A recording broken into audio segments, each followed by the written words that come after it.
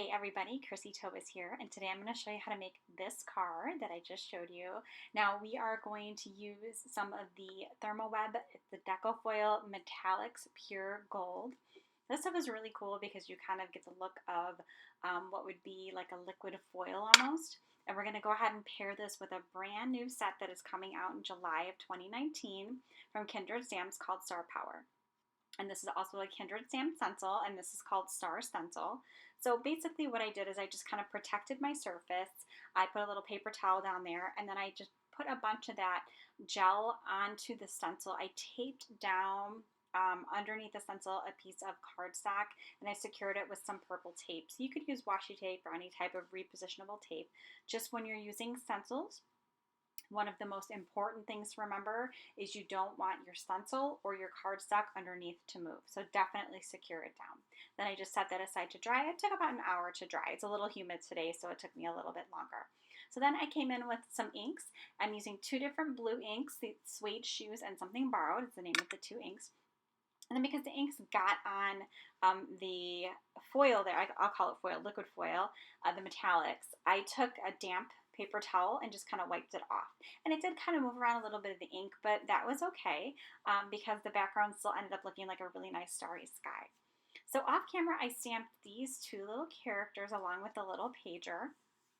So I'm only going to color in her, our little superhero today, and I'm just going to go through and show you really quick. I am just using some standard alcohol markers. These are Spectrum Noir markers, but you can definitely use any type of medium you want. You don't even have to use alcohol markers.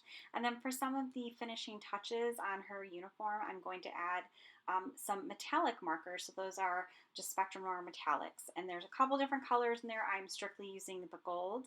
I kept it nice and simple. So I will explain just how I do my coloring when I'm using alcohol markers. I just kind of keep it simple. I'm all about the KISS method. Keep it simple, stupid, right? So I just come in with a light color, and then I'll add a medium and dark highlights, or maybe just medium highlights. And then I kind of come back in with the medium and light again and blend them. So it does take a few steps. If you have never used alcohol markers before, don't get down on yourself if it does not come out right the first time. It does take a lot of practice. It's not nearly as forgiving as something like watercoloring, because watercoloring is like loose and flowy, and even if you make a mistake, you can't really tell. But the great thing is about alcohol markers, and I actually made a few errors on this, but you can't even tell on my finished card because I took a blender pen, and that's like a clear pen. It's just the clear like alcohol fluid that's in there. And I was able to kind of, because I kind of colored outside of the lines. You can see here I'm fixing it.